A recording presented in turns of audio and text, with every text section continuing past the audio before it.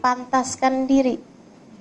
Sebab Allahnya sudah berjanji, at-thayyibatu lit-thayyibin, wat-thayyibuna lit-thayyibat. Perempuan baik-baik untuk laki-laki yang baik-baik. Laki-laki yang baik-baik untuk perempuan yang baik-baik. Perempuan yang tidak baik untuk laki-laki yang tidak baik. Laki-laki yang tidak baik untuk perempuan yang tidak baik. Itu janji Allah Subhanahu wa taala dalam Al-Qur'an. Ustazah, saya nih perempuan baik-baik, kenapa suami saya tak baik? Ada yang tanya sama saya seperti itu. Saya bilang, bisa jadi suamimu belum baik, atau kamunya akan menjadi tidak baik. Jadi pilih mana satu yang kamu mau. Astagfirullah. Ya Allah. Saudaraku sekalian saya muliakan. Jadi seperti itu tuh masalahnya. Berusaha untuk itu. Dan jangan maksa. Sama Allah tuh jangan maksa. Ya Allah, karuniakan kepada saya jodoh dia itu ya Allah. Si Fulan bin Fulan. Ya Allah, kalau dia bukan jodoh saya, ya Allah, carikan untuk saya seorang laki-laki yang rupanya mirip dia, yang akhlaknya mirip dia, yang ibadahnya mirip dia. Ya Allah, daripada susah-susah mending dia aja ya Allah. Ini doa maksa namanya. Jangan begitu adik-adik, kita tidak pernah tahu. Kita tidak pernah tahu. Mana yang baik buat kita tuh kita tidak pernah tahu. Adik-adik belajarlah dari saya. Saya sama suami tak kenal. Ya, langsung tegang dengar cerita saya nih. Saya sama suami, saya tak tahu rupa dia kecuali sesudah akad. Sudah akad nikah. Akad nikah pun saya tak tahu. Akad nikahnya di ruangan lain bersama dengan Habib Umar bin Hafid. Habis selesai akad, dia kemudian jumpa saya di majelis di halaman rumah orang. Halimah Ali Drus dipanggil ke samping rumah untuk berjumpa dengan suaminya. Suaminya? Ya Allah, kayak apa orangnya? Saya pun jumpa sama dia, kemudian saya salam sama dia, saya lihat, oh ini dia suami saya, oke. Oke, boleh. Jadi tak kenal. Makanya dia selalu cerita sama teman-temannya. Dia bilang, saya kawin kan, itu macam beli kucing dalam karung. Saya tak tahu Halimah tuh punya hidung atau tak punya. Ya Allah. Saudara sekalian saya muliakan, jangan pernah turun standar. Gitu ya. Jangan asal kita doanya, yang penting ya Allah dikasih saya jodoh. Tetap minta kepada Allah Subhanahu wa taala. Engkau berhak untuk meminta. Jangan merasa yang asal ada yang mau aja udah bagus saya. Jangan begitu. Siapa bilang begitu? Kamu berhak untuk yang lebih daripada itu. Namun jangan juga enggan terhadap konsep pernikahan. Ya, jangan juga enggan terhadap konsep pernikahan. Daripada nikah susah rasanya, harus uruskan orang, harus begini, harus begitu. Saya tak mau nikah aja lah. Jangan begitu juga. Kata Nabi Muhammad, "Faman raghiba an sunnati falaysa minni." Siapa yang enggan terhadap sunnahku, maka dia bukan termasuk golonganku, dan nikah adalah sunnahku. Saudaraku sekalian yang saya muliakan, ingat ceritanya Julaibib? Atau pernah dengar cerita Julaibib? Tak pernah dengar? Oke, saya mau cerita. Ada dulu seorang sahabat Nabi Muhammad alaihissalam. Jadi ada orang di Madinah, miskin, jelek, tak jelas siapa bapak ibunya, pendek, hitam, nggak ada cakepnya ya ini ya, nggak ada cakepnya, nggak punya rumah, hidupnya terkatung-katung di Madinah. Teman-teman saya sekalian, dia tiap hari aja gitu keliling kemana, apa yang dia bisa bantu sama orang, sampai sama orang itu dijadikan sebagai tanda kesialan. Ibu-ibu kalau bilangin anaknya, kamu nak harus yang betul, nanti kamu kayak Julaibib gitu, tanda kesialan gitu. Oh kalau acara pernikahan ada Julaibib nih bakalan bercerai nih, begitu, dijadikan sebagai tanda kesialan. Kesian Julaibib, nggak punya rumah, nggak punya apa-apa, nggak punya siapa-siapa, orang tuanya nggak jelas siapa, itu ya, nggak punya nasab, nggak punya harta, nggak cakep pula gitu. jelek pula, hitam pula, bukan orang pandai juga. Masya Allah, luar biasa benar Allah kalau kasih hidup orang. Akhirnya kemudian satu hari datang baginda kita Nabi Muhammad hijrah ke Madinah. Dia pun beriman kepada Nabi. Bahagianya luar biasa hidup bersama dengan Nabi. Karena Nabi kan tak pandang bulu. Nabi tak lihat orang dari rupa, dari apa. Inna akramakum indallahi atqakum. Julaibib tak pernah dihalangkan dari saf awal. Kalau dia memang datang lebih awal, kenapa tak boleh? Kan begitu. Julaibib bahagia. Tiap sholat saf yang paling terdepan. Dan Julaibib pun memutuskan untuk menjadi salah satu dari ahli soffah, orang yang tinggal di masjid Nabi Muhammad alaihissalam. Jadi santri, jadi pelajarnya Nabi Muhammad dan 40-an orang. Satu hari Julaibib lagi merasa hidupnya berada di surga. Ujian, rasanya hidup nih macam udah selesai semua ujian, sedang bahagianya hidup bersama dengan Nabi. Satu masa ujiannya datang. Ujian kan disesuaikan sama keimanan. Nabi ada jumpa dia. Julaibib, iya Rasul. Assalamualaikum. Waalaikumsalam ya Rasulullah. Dia cium tangan Nabi. Julaibib, iya Rasul. Hal la tatazawwaj? Kamu tak menikah? Julaibib jelek, miskin, diulang lagi nih ya. Semua kekurangan itu. Julaibib pikir, aduh Rasul, bukan tak mau nikah, tapi siapa yang mau menikah dengan Julaibib di dunia? Kalau urusan di akhirat kan yang jelek jadi cakep. Di surga ya, orang jelek tak masuk surga. Hati-hati ya, orang jelek tak masuk surga. Sehingga sekalian, jadi akhirnya katanya Julaibib, Rasul bukan saya tak mau nikah, masalahnya siapa yang mau nikah dengan saya Rasulullah? Tak ada yang mau nikah dengan saya. Nabi ketika dengar Julaibib bicara seperti itu, Nabi senyum aja kemudian ditinggalkan Julaibib. Sepanjang malam mikir, itu palingan Nabi hanya sekedar tanya aja gitu. Namanya kan orang usia-usia 20-an tahun mau ditanya apa kalau bukan nikah. Itu ya. Kan biasa aja tuh, adik-adik kan juga sering ditanya ya, sama orang tua ya. Kamu kapan nikah? Kamu kapan nikah? Ibu-ibu berhenti ya bertanya ya. Nanti dijawab sama anak-anaknya pas ada yang meninggal. Ibu kapan? Kan gak enak. Padahal kan urusan nikah, urusan mati kan sama aja. Ketentuannya Allah juga semuanya. Jadi akhirnya kemudian besok harinya Julaibib kemudian dipanggil sama Nabi Muhammad. Ini sengaja dipanggil. Kalau yang hari pertama tuh tak sengaja berjumpa. Yang hari kedua nih sengaja dipanggil. Julaibib, aina Julaibib? Kata Nabi gitu, panggil Julaibib. Iya Rasul. Ya Julaibib. Iya Rasul. Hal la tatazawwaj? Kata Nabi, kamu tak mau nikah? Kamu tak nikah? Wa man yatazawwaj ala Julaibib wa fid dunya? Oke. Dah ditinggal lagi sama Nabi. Nabi kan gitu, tak memaksa, biarkan orang berpikir sendiri gitu. Jadi ibu-ibu tak payah paksa-paksa anak suruh nikah, gitu ya. Biarin ya, tanya aja ke Nabi. Allah tatazawwaj. Kemudian besok harinya lagi, malam hari itu Julaibib tak boleh tidur. Ya Allah, saya nih jadi umat durhaka sekali. Nabi tanya macam itu, kemudian saya jawab kayak gitu. Ya Allah, ya Allah, ya Allah, salah saya. Harusnya sebagai seorang hamba, seorang umat, apapun yang diputuskan oleh Nabi Muhammad, saya harus ikut aja.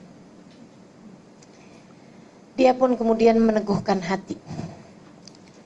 Tapi mudah-mudahan Nabi tak tanya, katanya gitu. Subhanallah, besoknya Nabi tanya, aina Julaibib? Julaibib datang. Dah pasrah kali ini. Baik ya Rasulullah. Bagaimana kabarmu Julaibib? Baik Rasulullah. Ya Julaibib. Ya Rasul. Hal la tatazawwaj? Kamu tak nikah? Apapun yang kau putuskan ya Rasulullah. Betul tuh ya, begitu ya. Apapun yang kau putuskan. Nah ini adik-adik saudariku sekalian, kita juga harus begitu. Apapun yang Allah putuskan, masalahnya kita tak tahu. Allah putuskan apa bagi kita. Karenanya, yang pertama nomor 1, jangan pacaran. Kalau ada laki-laki yang mendekatimu, kasih nomor HP abah ayahmu. Oke? Kasih nomor HP bapak, gitu kan? Kalau nak serius sama saya silahkan, gitu. Nomor HP kamu bukan nomor HP bapak saya, gitu. Ya. Nanti kalau dia sungguh-sungguh melamar, tanyalah kepada Allah Subhanahu wa taala yang Maha tahu, inikah yang kau inginkan ya Allah? Beristikharahlah.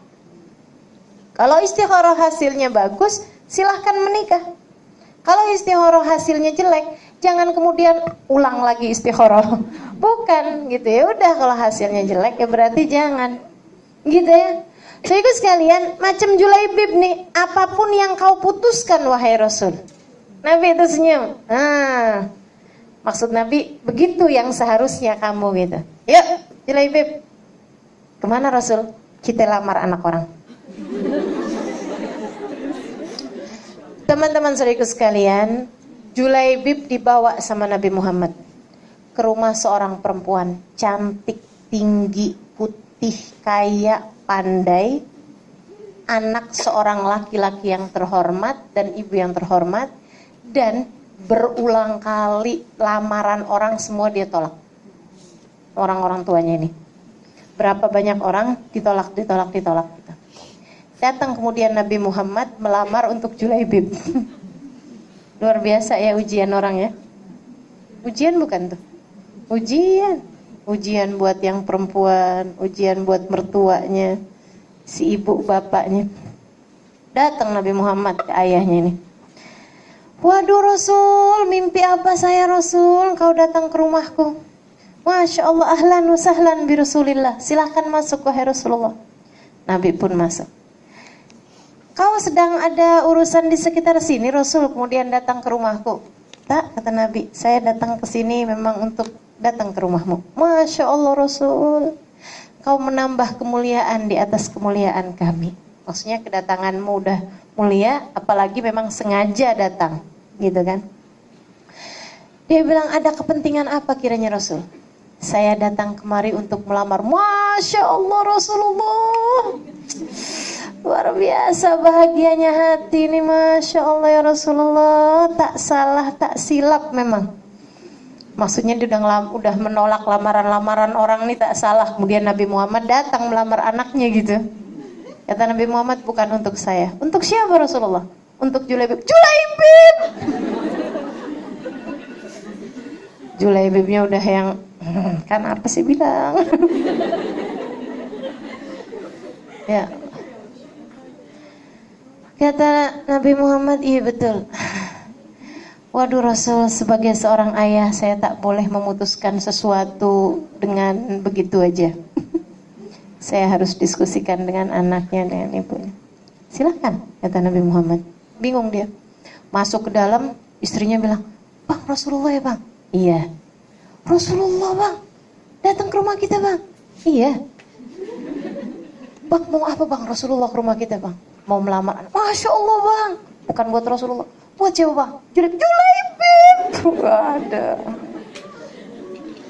Ya Allah bang, masa anak kita mau kawin sama Julaibib yang itu kan bang? Hitam, jelek, kurus. Waduh, semua itu ya. Miskin, wah semuanya. Katanya dia, iya. Terus gimana nih bang? Saya juga gak tahu. Yaudah gini aja bang, abang nanti temuin Rasulullah, saya temuin belakang rumah yang kemarin lamar anak kita bang.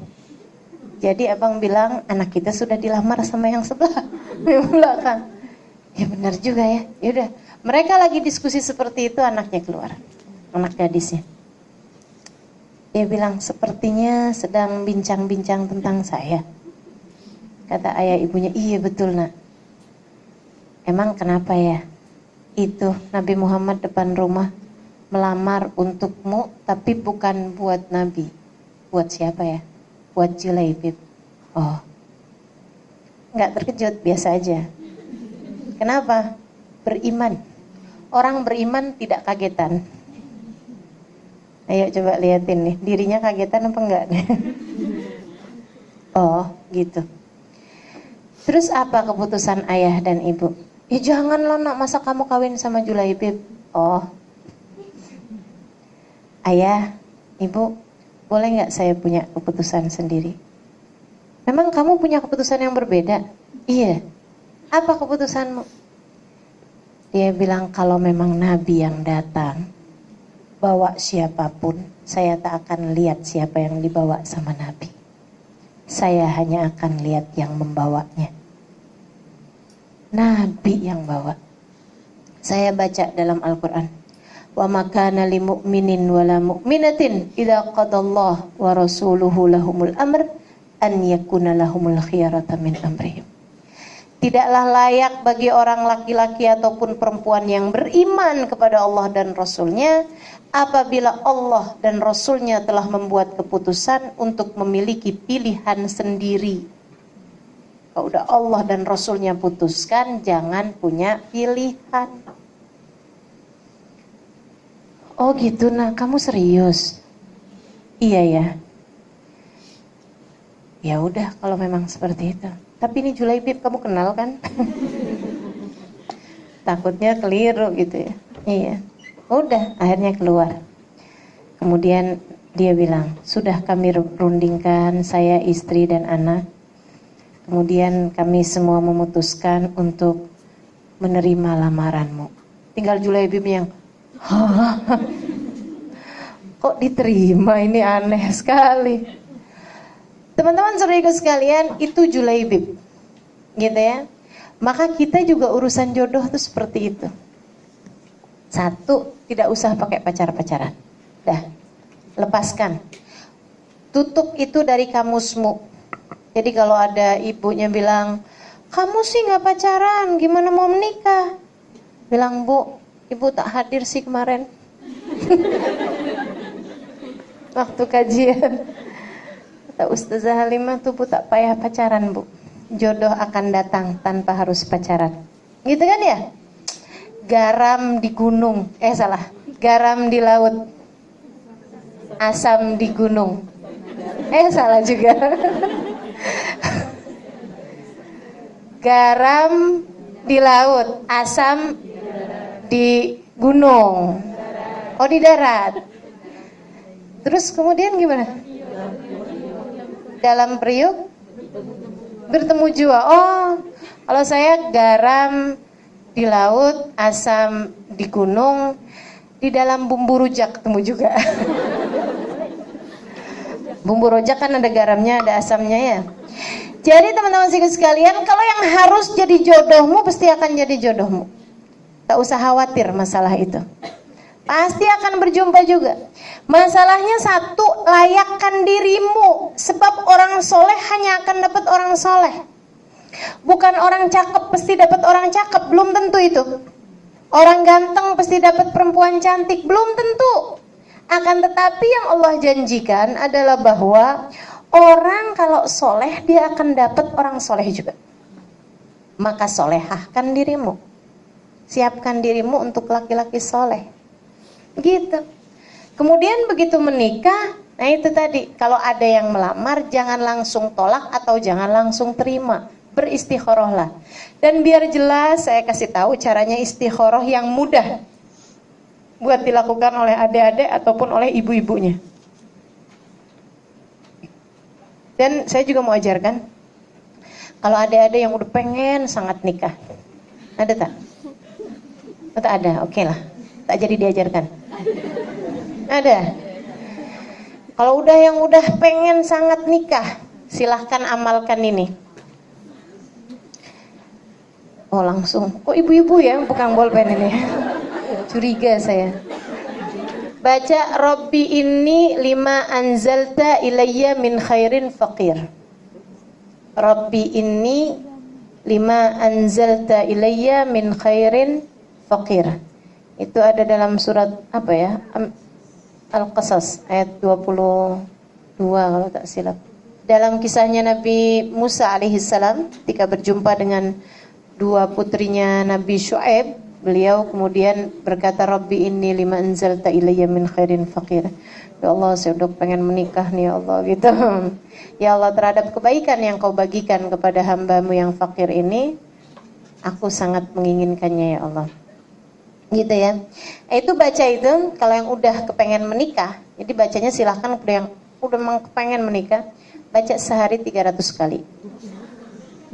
Kan saya bilang juga yang udah kepengen nikah.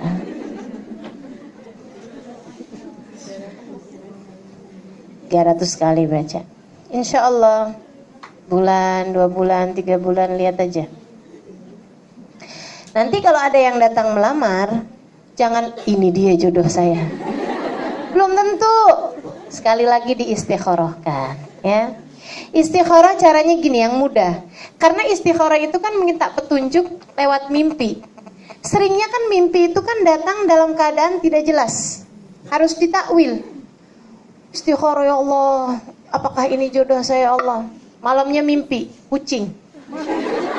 Bingung tak? Bagus atau tak bagus nih mimpinya kucing.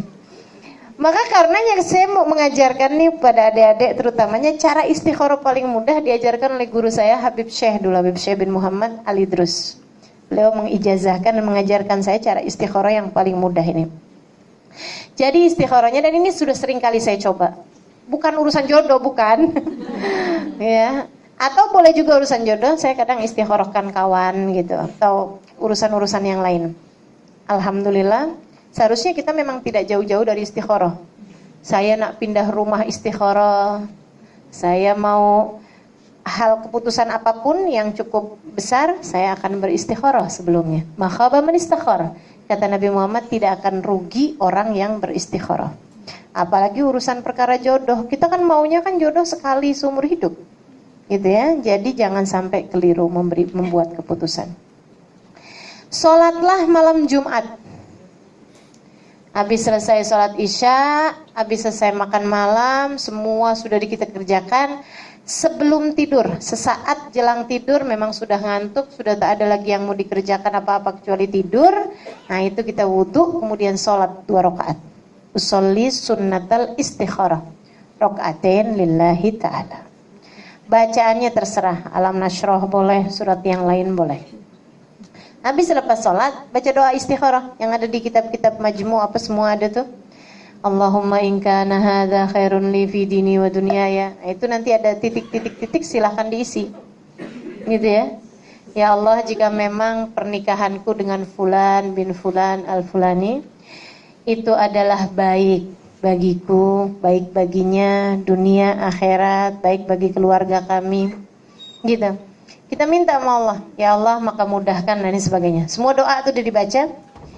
Selepas seluruh doa tersebut dibaca, kita kemudian baca doa seperti ini. Pakai bahasa kita masing-masing. Ya Allah, kalau memang saya sama dia menikah itu baik. Baik dunia akhirat saya, untuk saya sekarang, masa depan saya, keluarga saya semua. Ya Allah, berikan kepada saya petunjuk dalam tidur saya, mimpi berupa warna putih atau hijau. Jadi mintanya petunjuk berupa mimpi, itu lebih mudah, tak payah takwil. Kan gitu ya? Lihat apa aja gitu, lihat sendal hijau, oh berarti bagus hasilnya. Gitu ya. Tak payah ditakwil, sendal kan diinjak-injak, tak payah. Udah berarti udah. Gitu. Jadi teman-teman sekalian seperti itu. Ya Allah, kalau memang bagus, kasih saya warna putih atau hijau. Kalau tak bagus saya menikah dengan dia nih ya Allah, baik dunia ataupun akhirat, gitu ya. Maka tampakkan kepada saya dalam mimpi saya warna merah atau hitam. Tolong jangan diganti-ganti warna sesuai selera. Tak ada ya. Saya kan favoritnya warna orange. Tak ada, tak boleh langsung. Itu aja udah. Kalau bagus warna putih karena itu adalah warna kesukaan Allah, atau warna hijau kesukaan Rasulullah. Kalau kemudian tidak bagus, warna hitam lawannya putih, atau warna merah kesukaan setan. Gitu. Jadi itu aja udah. Saudara sekalian, nanti tuh dapat mimpi. Kalau tak dapat mimpi malam itu, ulangi besok hari. hari Sabtu, malam Sabtu. Kalau belum juga ada mimpi malam Sabtu, ulangi lagi malam Minggu, malam Senin, sampai dengan 7 hari. Insya Allah tak sampai 7 hari kecuali kita sudah diberi jawabannya. Itu istikharah paling mudah. Dan dah itu aja dikerjakan, jadi tidak usah bingung-bingung. Gitu ya. Saudara sekalian saya muliakan, ini perkara urusan jodoh, diistikharahkan. Kalau hasilnya bagus, bismillah, disegerakan. Jangan nanti-nanti. Maksudnya jangan kepanjangan gitu, kelamaan. Nanti ya saya masih mau sekolah dulu. S1 tambah S2 tambah S3 gitu. Udah waktu kawinan udah rambutnya udah pada putih semua. Kan gak enak ya. Nah, jadi disegerakan. Katanya Nabi Muhammad, kalau sudah datang jodohnya segerakanlah. Gitu. Jadi itu perkara urusan jodoh.